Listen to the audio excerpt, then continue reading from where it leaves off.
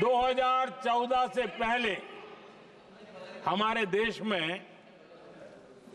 Medical कॉलेजों की संख्या 387 थी।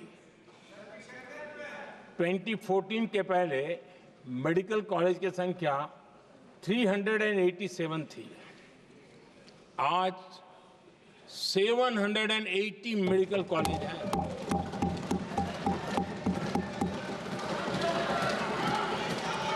अब मेडिकल कॉलेज बड़े हैं तो सीटें भी बड़ी हैं।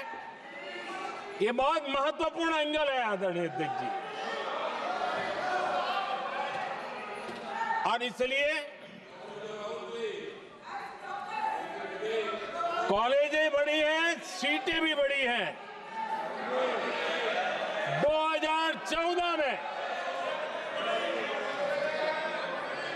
2014 में हमारे देश में एससी छात्रों की 2014 से पहले हमारे देश में एससी छात्रों की एमबीबीएस की सीट 7,700 थी।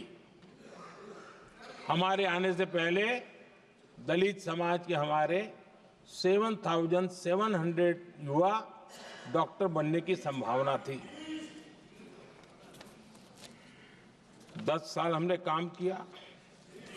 आज संख्या बढ़कर एससी समाज के 17,000 एमबीबीएस डॉक्टर की व्यवस्था की है।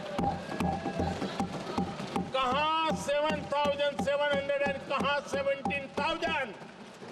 अगर दलित समाज का कोई कल्याण का और समाज में तनाव लाए बिना एक दूसरे के सम्मान को बढ़ाते हुए, आदरणीय अध्यक्ष जी, 2014 के पहले एसटी छात्रों के लिए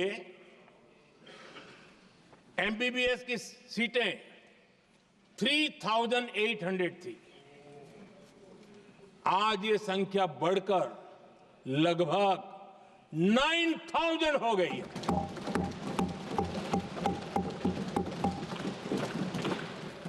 ट्वेंटी 14 के पहले ओबीसी के छात्रों के लिए एमबीबीएस में 14,000 से भी कम, 14,000 से भी कम सीटें थी। आज इनकी संख्या लगभग 32,000 हो गई है।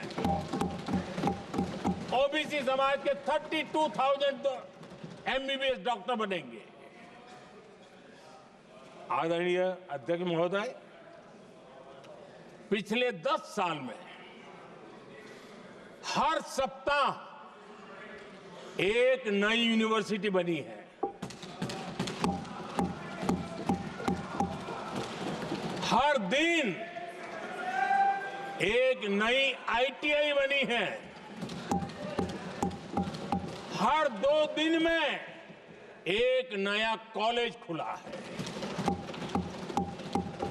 सोचिए, एससी, एसटी, ओबीसी हमारे युवा युवतियों के लिए कितनी वृद्धि हुई है, इसका आप अंदाज लगा सकते हैं। आदरणीय अध्यक्ष जी, हम हर योजना के पीछे लगे हैं 100% सिचुएशन, 100% उसको लागू करें। उसके जो भी लाभार्थी हैं वो उसमें छूट न जाए, उस दिशा में हम काम कर रहे हैं। पहले, ताकि हम चाहते हैं कि जिसका हक है उसको मिलना चाहिए। अगर योजना है, उसका हक है, तो उस तक पहुंचना चाहिए। 1 रुपया और 15 पैसा वाला खेल नहीं चल सकता। लेकिन कुछ लोगों ने क्या किया, मॉडल ही ऐसा बनाया कि कुछ ही लोगों को दो, औरों को तड़पाओ और तुष्टीकरण की राजनीति करो। देश विकसित भारत बनाने के लिए तुष्टीकरण से मुक्ति पानी होगी। हमने रास्ता चुना है संतुष्टीकरण, तुष्टीकरण नहीं, संतुष्टीकरण। और उस रास्ते पर हम चले हैं। हर समाज, हर वर्ग के लोगों को बिना भेदभाव के जो उसके हक का है वो उसको मिलना चाहिए।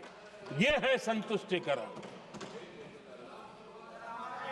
और मेरे हिसाब से जब मैं 100% सैचुरेशन की बात करता हूं तो उसका मतलब होता है एक असल में सामाजिक न्याय है, ये असल में सेकुलरिज्म है और असल में ये संविधान का सम्मान है। आदरणीय अध्यक्ष जी, संविधान की भावना है सबको बेहतर स्वास्थ्य मिले, और आज कैंसर डे भी है। देश भर में और दुनिया भर में आज हेल्थ को लेकर के काफी चर्चा भी हो रही है। लेकिन कुछ लोग हैं जो गरीब को, बुजुर्गों को आरोग्य की सेवाएं देने मिले उसमें अड़ंगे डाल रहे हैं, और वो भी अपने राजनीतिक स्वार्थ के कारण।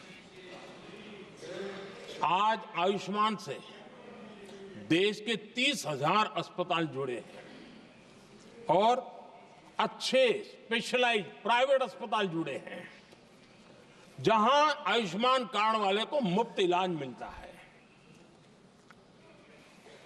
लेकिन कुछ राजनीतिक दलों ने अपने संकुचित मानस के कारण, कुनीतियों के कारण गरीबों के लिए इन अस्पतालों के दरवाजे बंद करके रखे हुए हैं, और इसका नुकसान कैंसर के मरीजों को उठाना पड़ा है। पिछले दिनों पब्लिक हेल्थ जर्नल लैंसेट की स्टडी आई है। उसका कहना है कि आयुष्मान योजना से समय पर कैंसर का इलाज शुरू हो रहा है। सरकार कैंसर की जांच कराने के संबंध में बहुत ही गंभीर है, क्योंकि जितना जल्दी जांच हो, जितना जल्दी ट्रीटमेंट शुरू हो, हम कैंसर पेशेंट को बचा सकते हैं।